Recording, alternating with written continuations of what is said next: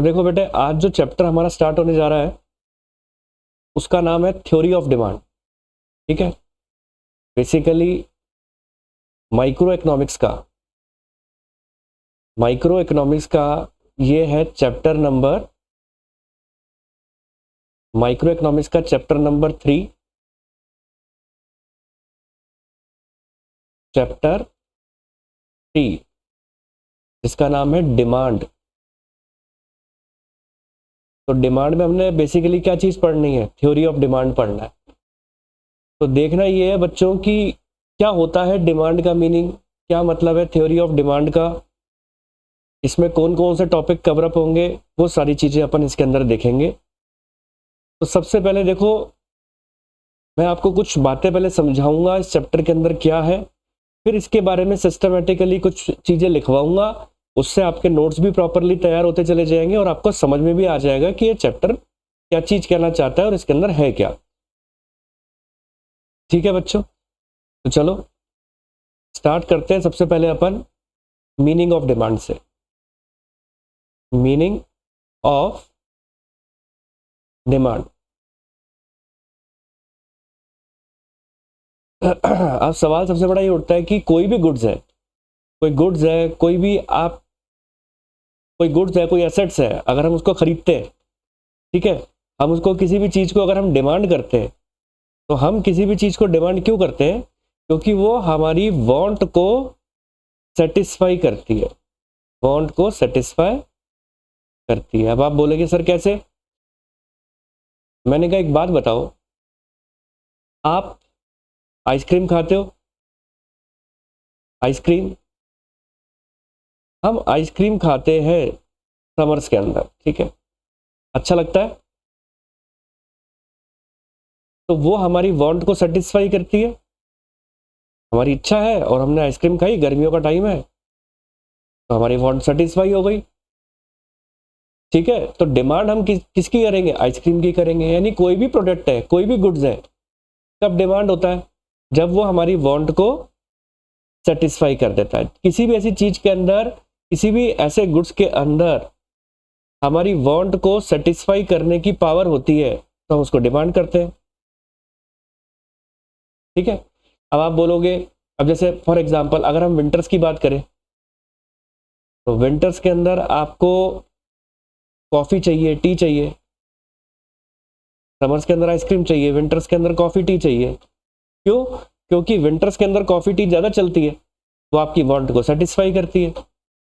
तो हम ये बात कह सकते हैं ना, क्या चीज कह सकते हैं? गुड्स आर डिमांडेड बिकॉज, लिखे आप, गुड्स आर, लिखे, पहले मैं आपको फिर समझाता हूं। Goods are demanded, goods are demanded because they have a capacity, because they have capacity, because they have capacity to satisfy our wants। ठीक है जी, गुड्स डिमांड किए जाते हैं। क्यों डिमांड किए जाते हैं? क्योंकि गुड्स के अंदर वो कैपेसिटी होती है, वो हमारी वांट को सेटिस्फाई कर दे। But every want, but every want, but every want of a consumer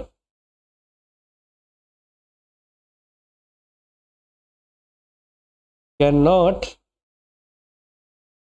B called demand. लेकिन हर वांट को हम डिमांड नहीं कह सकते। ठीक है, आगे लिखे, फिर आपको पूरी बात समझाता हूं। आगे लिखे, demand does not mean, does not mean mere desire for a commodity, for a commodity। तो देखो बच्चों, होता क्या है, तीन वर्डिंग है। अगर हम डिमांड चैप्टर के अंदर हम बात करें तो तीन वर्ड है। एक है डिजायर, एक है वांट और एक है डिमांड। बेसिकली लोग बाग क्या काम करते हैं डेली लाइफ के अंदर, इन तीनों वर्ड्स को एक ही मानते हुए चलते हैं। ठीक है, तीनों वर्ड्स को एक ही मानते हुए चलते हैं। चाहे डिजायर बोल दो तो आप बोलोगे वही मतलब है सर, वांट बोल दो तो भी आप बोलोगे सर वही मतलब है, और डिमांड बोलूं तो भी वही मतलब है। लेकिन इकोनॉमिक्स के सेंस के अंदर इन तीनों शब्दों का मतलब अलग अलग है। ठीक है, अब देखो इकोनॉमिक के सेंस की अगर हम बच्चों बात करें तो क्या मतलब है। अब मैं अगर आपको डिजायर की बात करता हूं, ठीक है, अगर मैं आपको केवल डिजायर की बात करूं, अगर मान के चलो एक पर्टिकुलर पुअर मैन है, ठीक है, ये कौन है, एक पुअर मैन है, इसके पास जस्ट ₹200 है। ठीक है, इसके पास कितने हैं, ₹200 है। और अगर ये कार को, इसको कार खरीदने की इच्छा है, इसकी कार खरीदने की इच्छा है, तो क्या कार इसकी वांट या डिमांड बनेगी। आंसर है नहीं, वो केवल इसकी डिजायर ही रह जाएगी, ना तो इसकी वांट बनेगी ना इसकी डिमांड बनेगी। तो एक वांट को यानी डिजायर को वांट में आने के लिए क्या काम करना पड़ता है, एक डिजायर को वांट में आने के लिए क्या काम करना पड़ता है, उसमें एबिलिटी भी होनी चाहिए और उसकी विलिंगनेस भी होनी चाहिए। ठीक है, अब आप बोलोगे सर कैसे, मैंने कहा मान के चलिए ये पुअर मैन जो था ना, पुअर मैन, इसकी लॉटरी लग गई। आप मान के चलिए पुअर मैन है, इसकी लॉटरी लग गई। ठीक है, इसने इसके एक लॉटरी जीत ली इसने। ठीक है, और लॉटरी विन हो गई और अब इसके पास क्या है, एनफ मनी है, एनफ मनी है to buy a car, to buy a car. वही पुअर मैन था, लेकिन अब इसकी कार खरीदने की जो इच्छा है वो इसकी वांट में बदल जाएगी। क्यों, क्योंकि अब इसके पास वो एबिलिटी भी है। क्यों, क्योंकि इसके पास लॉटरी विन कर गया, पैसा है पूरा, तो एबिलिटी हो गई ना पूरी इसके पास, और इसकी विलिंगनेस भी है कार खरीदने की, यानी डिजायर वांट में कन्वर्ट हो गई जब एबिलिटी भी आ गई और विलिंगनेस भी आ गई। अब आप बोलेंगे सर बात आपकी समझ में आती है, लेकिन वांट डिमांड कब बन जाती है। ठीक है बेटे, डिमांड और कुछ भी नहीं है, एक एक्सटेंशन है किस चीज का, ये एक्सटेंशन है वांट का। डिमांड वांट तब बन जाती है जब हम अपनी वांट को विद रेफरेंस टू प्राइस बोले, with reference to price, price के रेफरेंस में बात करें। नंबर वन, भाई कोई भी एक वांट है, जब हम उसको प्राइस के रेफरेंस में बात करते हैं, ठीक है, और with respect to time period बात करते हैं, with respect to time period, with respect to time period बात करते हैं। ठीक है, अब देखो बच्चों, जैसे मैं आपको बात बताऊं कि मान के चलिए अगर मैं आपको ऐसे बात बोलूं कि कोई एक पर्टिकुलर पर्सन है, ठीक है, ये रेनी सीजन के अंदर, रेनी सीजन, रेनी सीजन यानी मैंने बताया आपको जुलाई एंड अगस्त मंथ में, ये रीजन रेनी सीजन के मंथ यही दो होते हैं। जुलाई एंड अगस्त के मंथ में अम्ब्रेला की डिमांड है, और अम्ब्रेला की डिमांड काफी बढ़ रही है, जो कि मिल रही है ₹100 पर अम्ब्रेला। ठीक है, तब जाके वो डिमांड पूरी होगा, डिमांड का सेंटेंस पूरा होगा। क्यों, वो डिमांड कब बनी, जब मैंने आपको बोला कि रेनी सीजन, तो क्या आ गया इसमें, टाइम वाली बात पूरी हो गई। जब मैंने बोला विद रेफरेंस टू प्राइस, जब मैंने बोला ₹100 पर अम्ब्रेला पर बिक रहा है, तो आपका टाइम पीरियड भी पूरा हो गया, ठीक है। और ऑब्वियस सी बात है, इस पर्टिकुलर पर्सन में एबिलिटी भी है 100 रुपीज खर्च करने की और विलिंगनेस भी, क्योंकि रेनी सीजन चल रहा है। तो फिर वो इसकी वांट क्या बन जाएगी, इसकी डिमांड बन जाएगी। तो अब आप ये मान के चले कि एक डिजायर को वांट में जाने के लिए एबिलिटी और विलिंगनेस होने चाहिए, और वांट को डिमांड में जाने के लिए प्राइस का रेफरेंस भी होना चाहिए और टाइम पीरियड का रेफरेंस भी होना चाहिए। बिना टाइम पीरियड के, बिना प्राइस के वांट भी डिमांड नहीं बन पाएगी। यानी इन शॉर्ट में बात बोलूं कि डिमांड के अंदर वो सारी चीजें होनी चाहिए, यानी ability to pay, willingness to pay with reference to price and with reference to time period. ये जब तक चारों चीजें इसके अंदर नहीं होंगी, वो एक पर्टिकुलर डिजायर ही बन के रह जाएगी। हम उस डिजायर को डिमांड का दर्जा नहीं दे सकते, ठीक है बच्चों। तो ये है इसके बारे में सारी बातें। अब मैं इसको आपको लिखवा भी देता हूं ताकि आपको मेरी बातें बिल्कुल अच्छी तरीके से, पूरी तरीके से क्लियर हो जाए। तो चलिए मेरे साथ साथ आप इसको लिखिए, लिखना स्टार्ट करें, लिखना स्टार्ट करें बच्चों।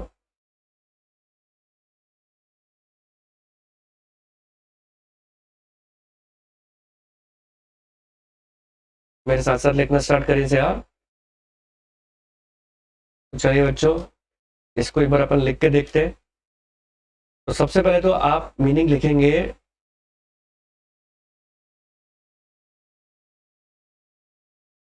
let us understand the three terms,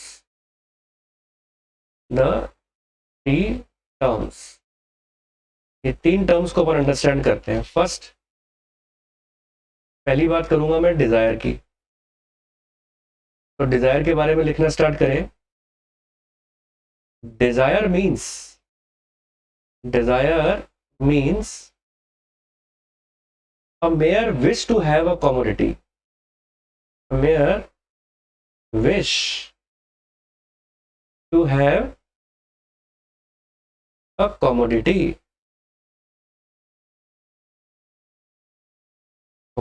ठीक है जी। अब एग्जाम्पल के तौर पे लिखें। For example,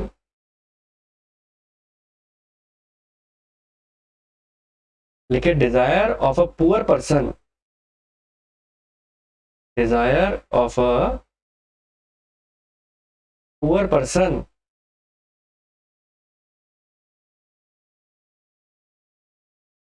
for a car, desire of a poor person for a car with just rupees 200 in his pocket,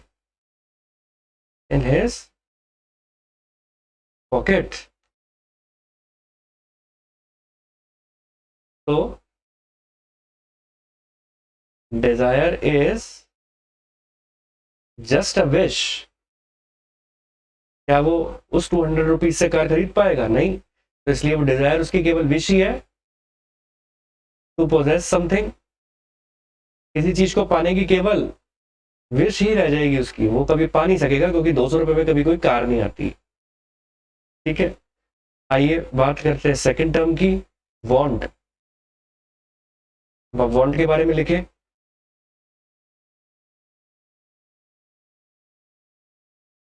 want is the desire which is backed by क्या चीजें होती है वांट के अंदर? which is backed by the ability and willingness to satisfy, by the ability and willingness to satisfy it।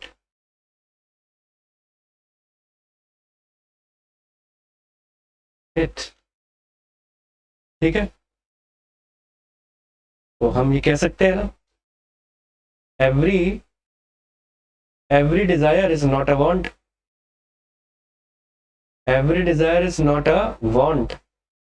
आप देखो ऊपर एक पुअर पर्सन के पास केवल 200 रुपीज थे, तो उसकी डिजायर उसकी वांट थोड़ा ना बन जाएगी। ठीक है।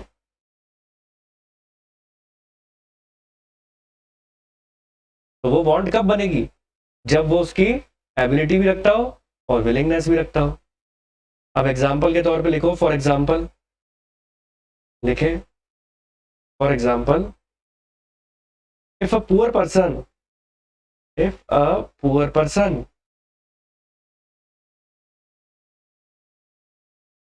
wins a lottery ticket, wins a lottery ticket, a poor person wins a lottery ticket, ठीक है। wins a lottery लिखो, टिकट नहीं, wins a lottery, लॉटरी लग गई।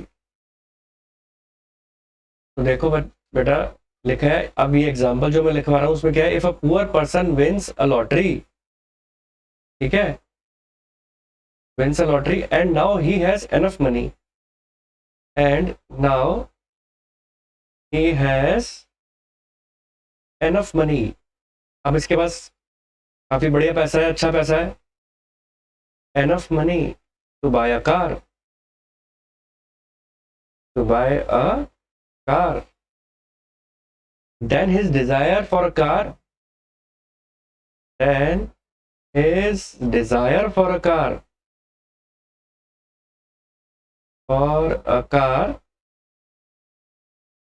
will now be termed as want, will now be termed as want। अब इसकी जो Dzire है वो किस में कन्वर्ट हो गई, वांट में कन्वर्ट हो गई, क्योंकि उसके पास एनफ मनी थी। यहां पर उसको दोनों चीजें मिल गई ना, उसके पास एबिलिटी भी आ गई, यानी पैसा आ गया, मनी, एबिलिटी मतलब मनी आ गया, और विलिंगनेस तो उसके अंदर थी, इच्छा तो उसकी थी, विलिंगनेस भी आ गई, ठीक है। तो एबिलिटी और विलिंगनेस जब दोनों आती है तो वो क्या बन जाती है, आपकी वांट बन जाती है, ठीक है। अब सवाल ये उठता है, हमने ये बात भी पढ़ ली कि डिजायर का मतलब क्या है, ये बात भी पढ़ ली हमने वांट का मतलब क्या है। अब हम बात करते हैं डिमांड का क्या मतलब है। तो चलिए लिखते हैं, demand is an extension of want, demand is an extension of want. ये वांट को एक्सटेंड कर दो तो डिमांड बन जाती है, क्योंकि इसमें दो कैरेक्टरिस्टिक और चाहिए, because of two more characteristic, because of two more characteristics. अब वो क्या क्या है, टू मोर कैरेक्टरिस्टिक्स, ठीक है। अब देखो वो दो कैरेक्टरिस्टिक कौन कौन से हैं वो मैं आपको बता देता हूं अभी, ठीक है जी।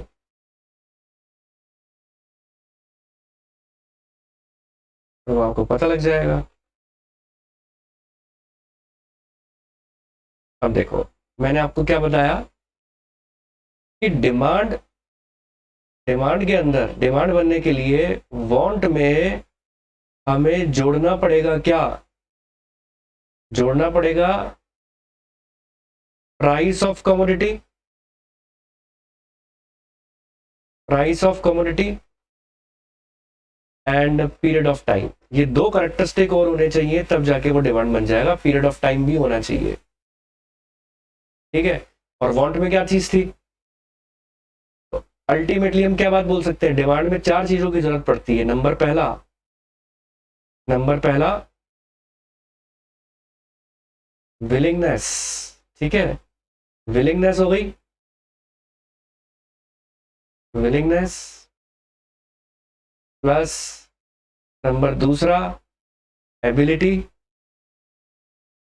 प्लस नंबर तीसरा प्राइस प्लस नंबर चार पीरियड। चार चीजों को जोड़कर क्या बन जाती है, हमारी डिमांड बन जाती है, ठीक है। तो चलिए लिखते हैं अब इसके अंदर भी अपन, लिखे पहला point, demand is always defined with reference to price, demand is always defined with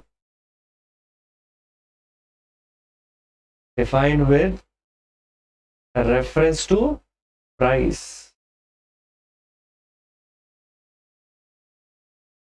price, price के रेफरेंस में ही बात की जाती है डिमांड की, ठीक है। लिखिए, the demand for a commodity, the demand for a commodity the demand for a commodity is always with reference to its price, is always with reference to its price।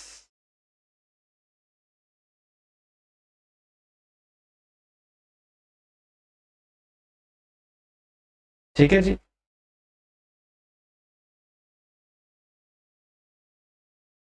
therefore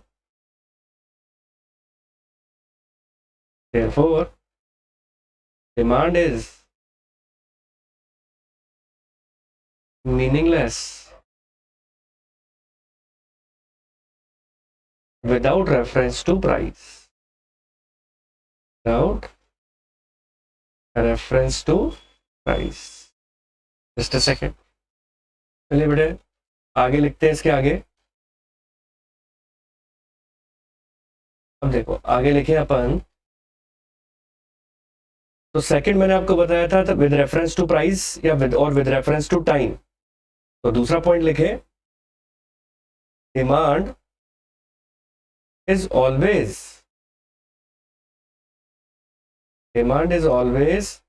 with respect to period of time, with respect to period of time, time period के reference में बात करनी चाहिए। कैसे लिखे, for example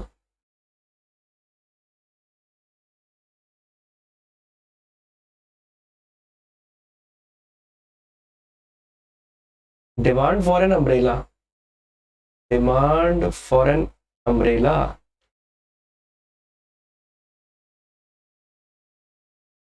demand for an umbrella is more in rainy season, demand for an umbrella is more in rainy season as compared to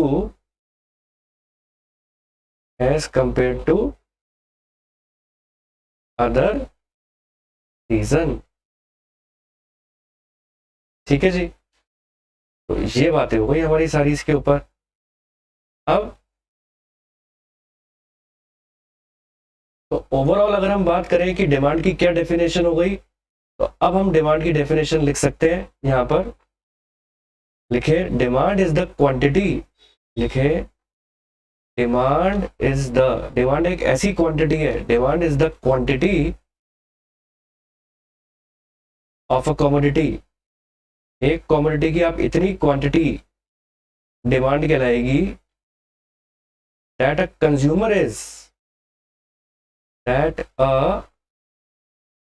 consumer is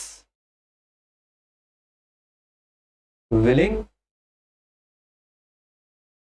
and able to pay,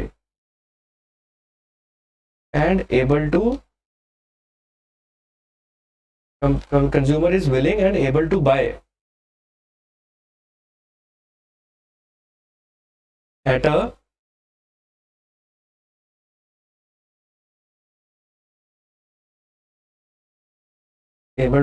a possible price during given period of time,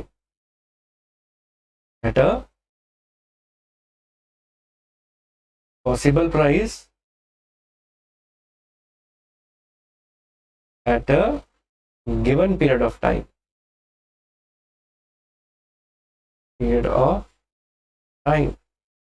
तो क्या चीजें देखी आपने demand के अंदर, क्या चीजें देखी कि quantity, willingness, able, price, period of time आ गई। तो डिमांड के अंदर ये 4 चीजों को हाईलाइट किया गया है, ठीक है। अब इसके आगे मैं आपको बताऊंगा अभी कि हम इंडिविजुअल डिमांड किसे कहते हैं, ठीक है। और मार्केट डिमांड किसे कहते हैं, इंडिविजुअल डिमांड क्या चीज होती है, और सेकंड में भी आपको बात बताऊंगा हम मार्केट डिमांड किसे कहते हैं। ठीक है, तो इन सब चीजों के बारे में अपन पढ़ेंगे अभी।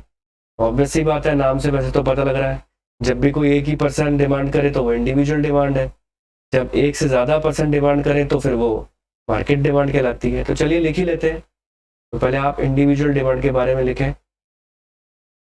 इंडिविजुअल डिमांड क्या चीज है, तो लिखे आप, it refers to the quantity of a commodity. It refers to the quantity of commodity that a consumer is willing and able to buy at each possible price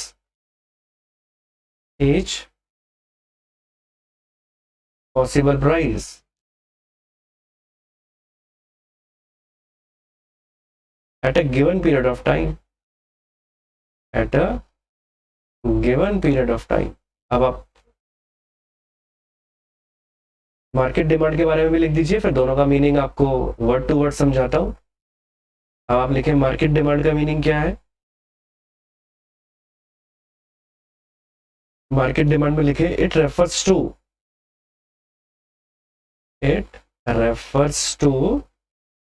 the quantity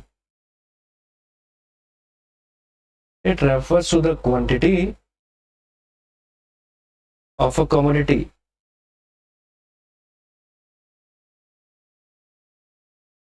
that all consumers are willing and able to buy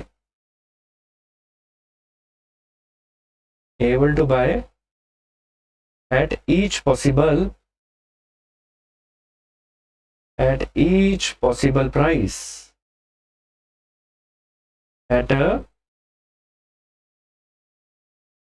at each possible price during the given period of time.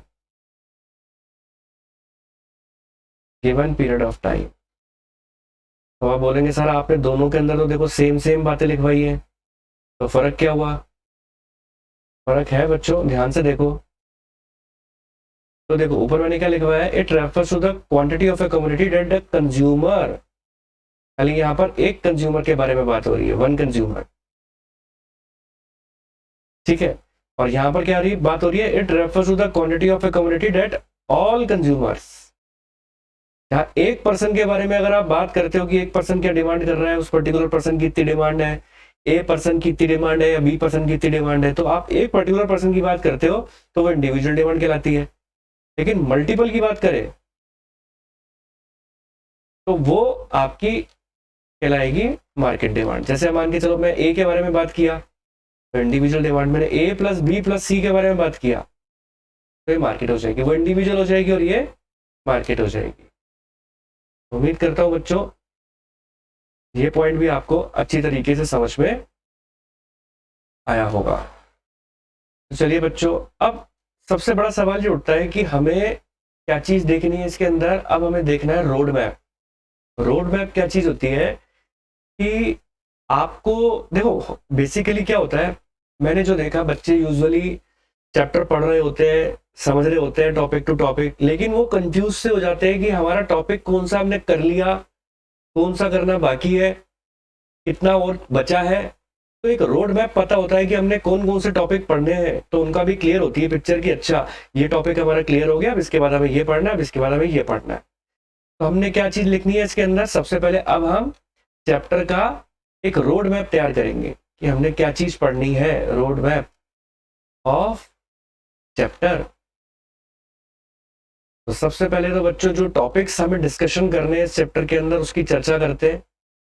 तो पहला topic जो है हमारा वो क्या रहेगा, meaning of demand. तो मैंने मीनिंग ऑफ डिमांड तो आपको समझा दिया अभी, मीनिंग ऑफ डिमांड, ठीक है, meaning of demand.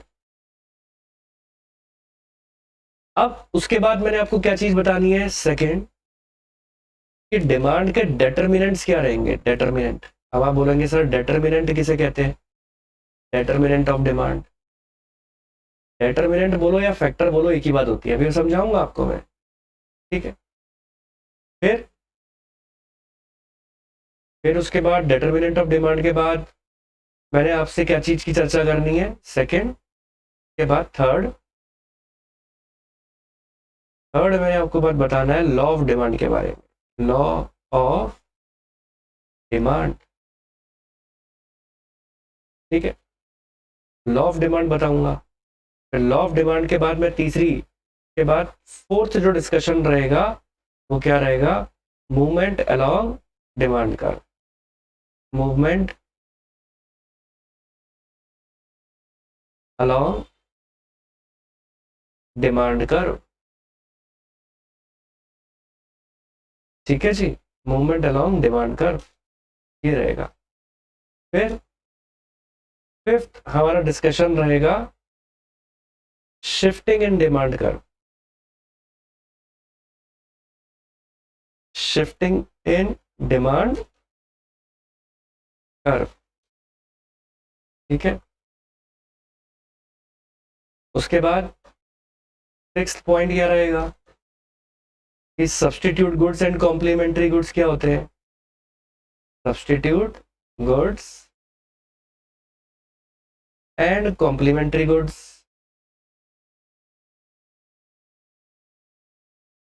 Substitute goods क्या होते हैं और कॉम्प्लीमेंट्री गुड्स क्या होते हैं, ये टॉपिक्स हैं आपके, ठीक है साहब। आप देखो उसके बाद हमारा 7th नंबर का टॉपिक रहेगा, 7th नंबर का हमारा टॉपिक रहेगा इसके अंदर नॉर्मल गुड्स किसे कहते हैं और इंफीरियर गुड्स किसे कहते हैं, normal goods and inferior goods, तो सबके बारे में मैंने आपको बात बतानी है। तो देखिए बच्चों, अब एक एक करके टॉपिक अपन आगे बढ़ाएंगे। जैसा कि आपने देखा कि हम पढ़ चुके हैं मीनिंग ऑफ डिमांड, अब हमें क्या चीज पढ़ना है, डेटरमिनेंट ऑफ डिमांड। तो अब आप हेडिंग डालेंगे अपने नोटबुक के अंदर, डेटरमिनेंट ऑफ डिमांड।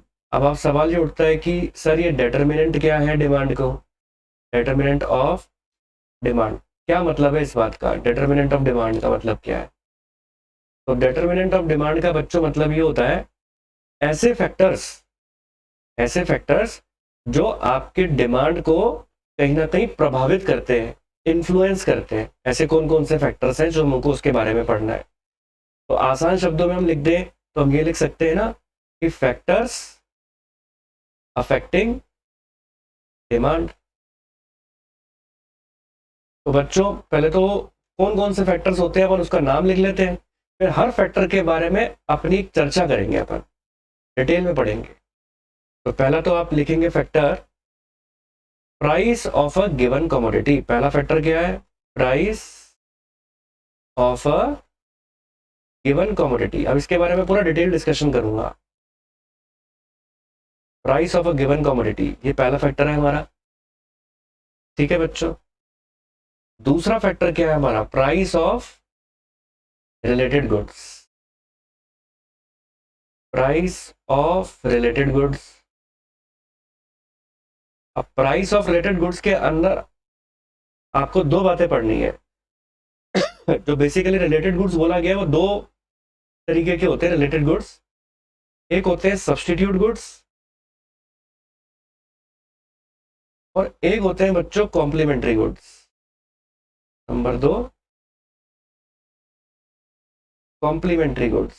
तो दोनों के बारे में मैंने आपको चर्चा करनी है कि किस तरीके से सब्स्टिट्यूट गुड्स कैसे आपके डिमांड को इन्फ्लुएंस करते हैं, प्रभावित करते हैं, और कैसे कॉम्प्लीमेंट्री गुड्स आपके डिमांड को प्रभावित करते हैं। तो वो दोनों चीजें अपन ने इसके अंदर देखनी है, ठीक है जी।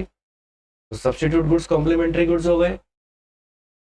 तीसरा बच्चों इसके अंदर आ जाएगा income of the consumer, income of the consumer. तो इनकम कैसे प्रभावित करती है फिर वो देखेंगे अपन इसके अंदर, ठीक है जी।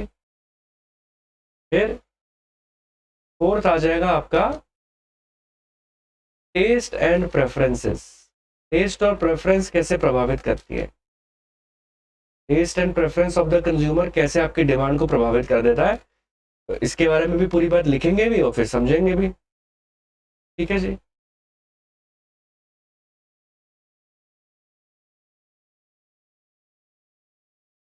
ठीक है जी। यहां तक करने के बाद, यहां तक करने के बाद फिफ्थ लिखे आप, फिफ्थ लिखे आप इसमें एक्सपेक्टेशन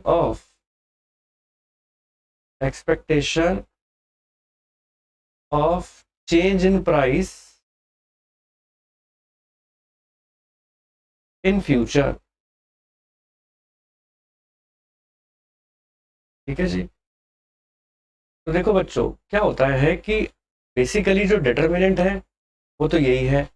अब जैसे कि मैं आपको बात बता चुका हूं कि डिमांड को दो भागों में डिवाइड किया है, एक इंडिविजुअल डिमांड में और एक मार्केट डिमांड में। तो डिटर्मिनेंट में भी आपको ऐसा बताया गया है कि जो इंडिविजुअल डिमांड होती है उसके डिटर्मिनेंट तो ये है, ठीक है। और कुछ ऐसे स्पेशल फीचर्स हैं जो मार्केट डिमांड के हैं, कुछ ऐसे स्पेशल डिटर्मिनेंट हैं जो मार्केट डिमांड को इन्फ्लुएंस करते हैं, यानी ऊपर वाले तो करते ही करते हैं, साथ में और भी कुछ ऐसे स्पेशल फीचर है जो मार्केट डिमांड को इन्फ्लुएंस करते हैं। तो पहला है size and composition of population, size and composition of population. और नंबर 2 सीजन एंड वेदर, ये केवल आपको मार्केट डिमांड के अंदर लिखना है, ये स्पेशल डिटर्मिनेंट है जो मार्केट डिमांड को असर डालते हैं। तीसरा डिस्ट्रीब्यूशन ऑफ वेल्थ, तीसरा क्या है, डिस्ट्रीब्यूशन ऑफ वेल्थ। तो ये है बच्चों वो सारे पॉइंट जो हमें एक एक करके चर्चा करनी है कि किस तरीके से ये डिटर्मिनेंट आपकी डिमांड को असर डालेंगे। तो उम्मीद करता हूं बच्चों यहां तक के सारे पॉइंट आपने अच्छी तरीके से पढ़ लिए हो।